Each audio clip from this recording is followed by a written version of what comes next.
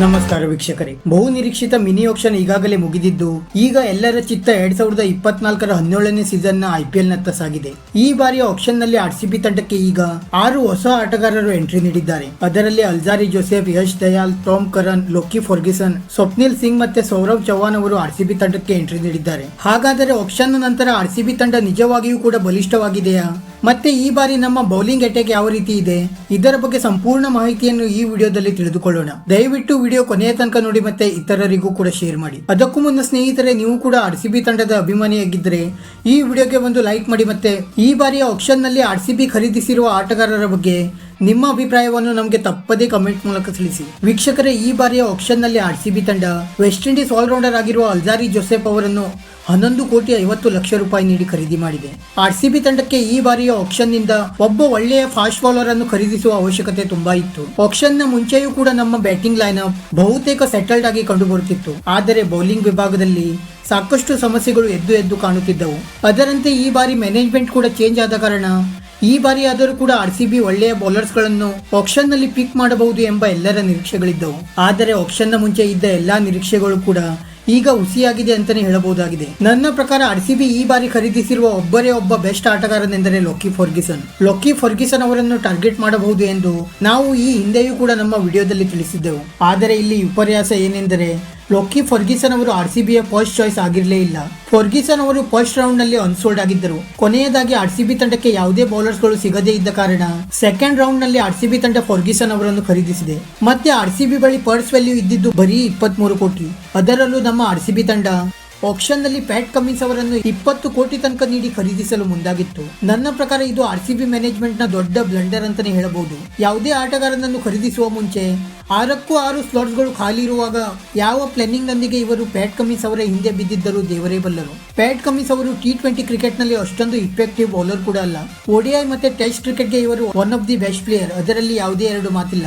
ಆದರೆ ಸದ್ಯ T20 cricket ನಲ್ಲಿ ಇವರ ಬೌಲಿಂಗ್ ರೆಕಾರ್ಡ್ ತುಂಬಾ ಕಳಪೆಯಾಗಿದೆ. ಮತ್ತೆ RCB ಇವರ ಹಿಂದೆ ಇಷ್ಟೊಂದು ದೊಡ್ಡ ಮೊತ್ತಕ್ಕೆ ಖರೀದಿಸಲು ಮುಂದಾಗಿದ್ದು ಇದು ನನ್ನ ಪ್ರಕಾರ ದೊಡ್ಡ ಬ್ಲಂಡರ್ ಅಂತಾನೆ ಹೇಳಬಹುದು. ನಂತರ ಯಶ್ ದಯಾಲ್ ಅವರು ಕೂಡ 5 ಕೋಟಿಗೆ ಸೇಲ್ ಆಗುವಂತ ಪ್ಲೇಯರ್ ಕೂಡ ಅಲ್ಲ. ಇವರ ಕಳೆದ ಸೀಸನ್ ನ ಪ್ರದರ್ಶನ ನೀವೆಲ್ಲ ನೋಡಿರಬಹುದು. ಮತ್ತೆ ಇವರಿಗಿಂತ ತುಂಬಾ ಒಳ್ಳೆಯ ಬೌಲರ್ಸ್ ಗಳು ಈ ಬಾರಿಯ ಆಕ್ಷನ್ ನಲ್ಲಿ ಇದ್ದರು. ಆದರೆ RCB ಇವರನ್ನು 5 ಕೋಟಿಯಷ್ಟು ಹ್ಯೂಜ್ ಅಮೌಂಟ್ ನೀಡಿ ಖರೀದಿಸಿದೆ. ಇವರ ಬದಲಿಗೆ RCB ತಂಡ ಶಾರ್ದೂಲ್ ಠಾಕೂರ್ ಅವರನ್ನು ಟಾರ್ಗೆಟ್ ಮಾಡಬಹುದಿತ್ತು. ಆದರೆ ಶಾರ್ದೂಲ್ ಠಾಕೂರ್ ಅವರು ಟಾರ್ಗೆಟ್ ಮಾಡುವ ಗೋಜಿಗೂ ಕೂಡ RCB ತಂಡ ಹೋಗಿಲ್ಲ. ಮತ್ತೆ ಈ ಬಾರಿಯ ಆಕ್ಷನ್ ನಲ್ಲಿ RCB ತಂಡ ಯಾವುದೇ ಪ್ರಮುಖ ಬೌಲರ್ಸ್ ಗಳನ್ನು ಖರೀದಿಸುವ ಪೈಪೋಟಿಗೂ ಕೂಡ ಬಿದ್ದಿಲ್ಲ. RCB ಈ ಬಾರಿಯ ಆಕ್ಷನ್ ನಲ್ಲಿ ಟಾರ್ಗೆಟ್ ಮಾಡಿದ್ದು ಬರೀ ಪ್ಯಾಟ್ ಕಮಿನ್ಸ್, ಅಲ್ಜಾರಿ ಜೋಸೆಫ್ ಮತ್ತೆ ಯಶ್ ದಯಾಲ್ ಅವರನ್ನು. ಇವರನ್ನು ಬಿಟ್ಟರೆ RCB ಮ್ಯಾನೇಜ್ಮೆಂಟ್ ಬೇರೆ ಬೌಲರ್ಸ್ ಗಳನ್ನು ಪಿಕ್ ಮಾಡುವ ಗೋಜಿಗೂ ಕೂಡ ಹೋಗಿಲ್ಲ. ನಂತರ ಅಲ್ಜಾರಿ ಜೋಸೆಫ್ ಅವರನ್ನು ಒಳ್ಳೆಯ ಬೌನ್ಸರ್ ಇರುವ ಕಾರಣ RCB ಖರೀದಿಸಿದೆ ಎಂದು ಹೇಳಲಾಗುತ್ತಿದೆ. ಈ ಬಾರಿ IPL ನಲ್ಲಿ 2 ಬೌನ್ಸರ್ ಗಳನ್ನು ಮಾಡಲು ಅವಕಾಶ ನೀಡಲಾಗಿದೆ. ಅದೇ ಕಾರಣಕ್ಕೆ ಅಲ್ಜಾರಿ ಜೋಸೆಫ್ ಅವರನ್ನು ಖರೀದಿಸಲಾಗಿದೆ ಎಂದು ಹೇಳಲಾಗುತ್ತಿದೆ. ಅಲ್ಜಾರಿ ಜೋಸೆಫ್ ಅವರ ಬಳಿ ಒಳ್ಳೆಯ ಹೈಟ್ ಇರುವ ಕಾರಣ ಇವರು ಸ್ವಲ್ಪ ಇಫೆಕ್ಟಿವ್ ಆಗಬಹುದು ಎಂಬ RCBಯ ಲೆಕ್ಕಾಚಾರ. ಮತ್ತೆ ಅಲ್ಜಾರಿ ಜೋಸೆಫ್ ಅವರು ಈ ಹಿಂದೆ ಡುಪ್ಲೆಸಿಸ್ ನಾಯಕತ್ವದಲ್ಲಿ ಕೆರೆಬಿಯನ್ ಪ್ರೀಮಿಯರ್ ಲೀಗ್ ಮತ್ತೆ ಸೌತ್ ಆಫ್ರಿಕಾ ಲೀಗ್ ನಲ್ಲಿಯೂ ಕೂಡ ಆಡಿದ್ದಾರೆ. ಅಲ್ಜಾರಿ ಜೋಸೆಫ್ ಅವರನ್ನು ಖರೀದಿಸುವ ಹಿಂದೆ ಡ್ಯುಪ್ಲೆಸಿಸ್ ಅವರ ಲೆಕ್ಕಾಚಾರ ಇದೆ ಅಂತಾನೆ ಹೇಳಲಾಗುತ್ತಿದೆ.